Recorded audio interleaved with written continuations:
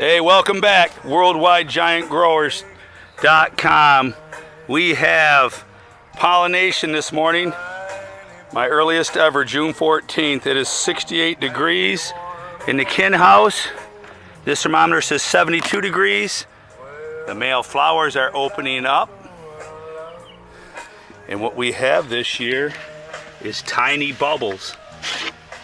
And tiny bubbles, I have a sock over it so the bees can't get in. No bees have been seen yet this morning. But I believe what we have here is a 4-lober. Now, if you know, you've been paying attention, I cut a 3-lober off last week. This looks like the perfect 4-lober, like the grandmother 2145 was a perfect 4-lober. Now the flower's not fully open, but I'm sure we're good for pollination time as the temperature is good. The name Tiny Bubbles I'm deriving from my 1317 Clements, which is a grandmother in this seed line.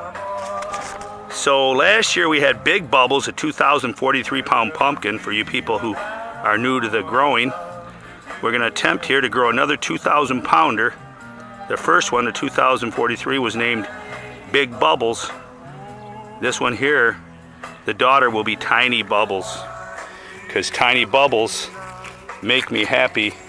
I'm peeling the petal off, and we will take the pollen and rub the stem. What you have here is a pistil. The pistil is covered in male pollen. This way we control our genetic cross and keep them pure. And when I'm done, I'll put that sock back on the flower and put a rubber band on it so the bees cannot contaminate. So anyways, the big question, can Mark, using Mark's mixes, grow 2,000 pounders back-to-back seasons? We will find out this year. And remember, when you're pollinating, every grain of pollen makes a seed. So it's important to do a thorough job. In fact, I like to come back 5-10 minutes later and do it again, because I do not know what the optimum temperature is. And I was told it should be around 70 to 75 degrees, depending on where you live. So when we know when it's really hot out, these are hard to pollinate. When you have 75-degree nights, they're much harder to get the pollinations it takes. So I think temperature does play a big role. But hey, join us. I want to document the plant is 20 feet long from the crown to the vine tip, 20 feet. We are 26 feet, 27 feet approximate width on the back. So this plant, we're looking at pollination time.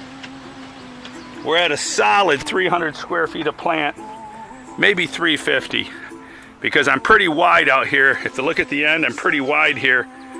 My secondaries are 10 to 12 feet, 4 to 5 feet down the main. So there you go, there you have it. Join us this year. This is video 1 in a series.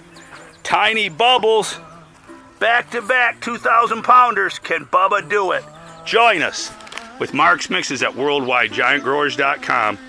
And don't you grow no ugly pumpkin, because this should be orange. It's got the orange 1317 genetics bred in it. And thank you, Dave Stelz, former president of the Great Pumpkin Commonwealth, for giving us this seed line that came from the 1495 Stelz in 2010.